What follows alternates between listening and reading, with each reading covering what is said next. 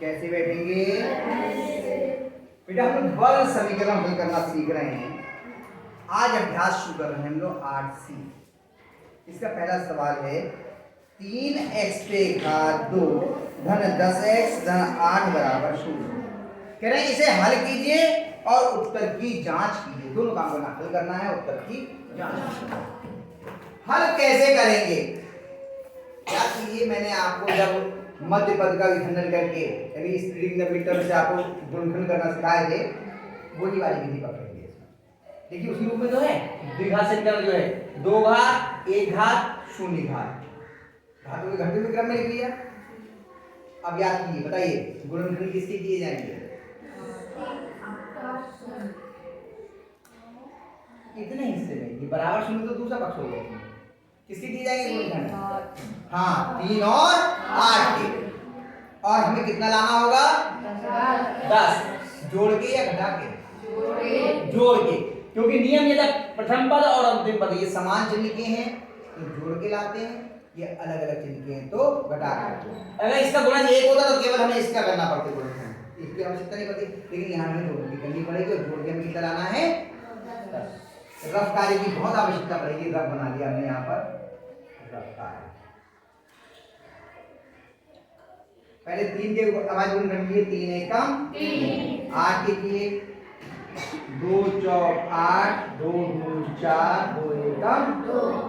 गुणनखंड क्या होगा? 3 गुणा 2 गुणा 2 गुणा 2 गुणा 1। जोड़ के आपको कितना लाना है? 10। बनाओ, बोलो बोलो बोलो, बनाओ। 6 और 4। मैंने कहा जिसके अभ्यास में होगा उसे इतनी ही देर लगेगी। देखिए इन दोनों की 3 दूनी 6 और 2 दूनी 4 एकम 4। 6 और 4 को जोड़ा कितने हो गए? 10। यही तो लाना है। अभ्यास में इसको उसे इतनी देर लगेगी। मैंने उसी दिन कहा था आपको 3x पे घात 2 धन 6x धन 4x धन 8 बराबर 0। इतने में तो कोई समस्या नहीं होगी, बराबर 0 से लिखते आइए। 3x पे घात 2 धन 6x धन 4x धन 8 बराबर 0। बाहर प्लस का चिन्ह था, अंदर के दो चिन्ह लग गए। अब इन दोनों में हम कॉमन लेंगे, सबनिष्ठ निकालेंगे। क्या है कॉमन बताओ? 3x। शाबाश, 3x कॉमन लेके देखो, 3x से दोनों बढ़ रहे हैं, 3 से ये भी कटता है, ये भी कटता है। x यहाँ पे 2 घात है, यहाँ 1 घात है, एक घात कॉमन है। इसमें कितना बचा? x प्लस 3x कॉमन लिए, इसमें कितना बचा? 2। x से x कट गया, 3 दूनी 6। अब हमें यहाँ पर इन दोनों में क्या कॉमन है? पहले देखो धनात्मक कॉमन लेंगे या ऋणात्मक। कई बच्चे इसमें कंफ्यूज होते हैं कि हमें धनात्मक कॉमन लेना या ऋणात्मक। बहुत आसान तरीका, ट्रिक बता देता हूँ। x वाला पद ये है, ये धनात्मक है या ऋणात्मक? धनात्मक। और यहाँ जो अंदर ब्रैकेट में ये x वाला पद कैसा है? धनात्मक। दोनों धनात्मक है तो धनात्मक ले लीजिए कॉमन, क्योंकि अभी जैसा ये है ऐसे ही तो अंदर लेके आना है, इसलिए कोई चिंता ही नहीं है। और अगर ये माइनस का होता और ये प्लस का होता तो हम क्या कॉमन लेते? माइनस का, क्योंकि हमें अंदर माइनस का चाहिए होता, वो प्लस का चाहिए होता, चिन्ह बदल नहीं होते। अब इन दोनों संख्याओं में क्या कॉमन है? 4। 4 से ये भी कटता है, ये भी, और दूसरा भी चाहिए। यहाँ पे कितना चाहिए? x। x के अलावा यहाँ कितना है? 4। निकाल लिए अभी तो एक अंदर आएगा।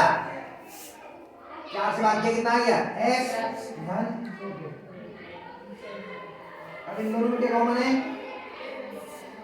x धन 2। इसमें क्या बचा? 3 है। इसमें क्या बचा? इसके 4 बराबर। यहां तक तो आपने सीखा था, इसके आगे का भी मैंने बताया था। अब या तो इसका मान 0 होगा तभी इन दोनों की गुणा 0 आ सकती है, या इसका मान 0। इन दोनों में किसी एक का मान 0 हो तभी आपका मान इन दोनों की गुणनफल 0 आएगा। नियम यही तो था कि 0 से गुणा करते हैं तभी 0 आता है, जो कोई भी संख्या 0 से गुणा करने पर ही आपका गुणनफल 0 आता है। ले लेते हैं, यदि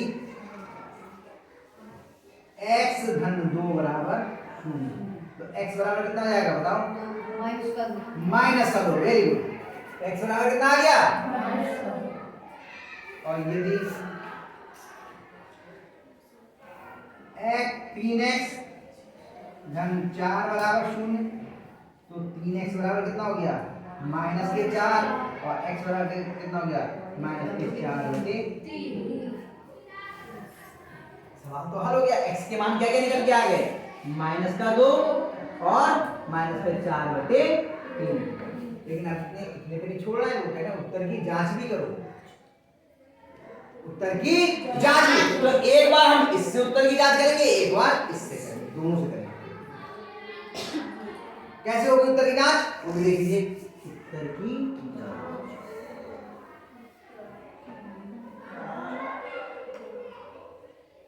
उत्तर की जांच में पहले जो समीकरण होते हैं इसको पूरा का पूरा उतार लेते हैं।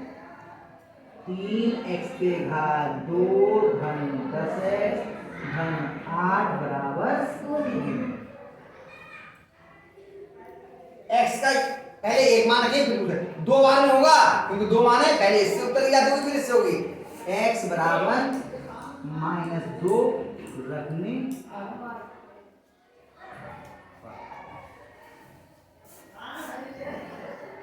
पहले बायां पक्ष को ले लिया, पहले बायां पक्ष को लिया जाएगा तभी तो होगा।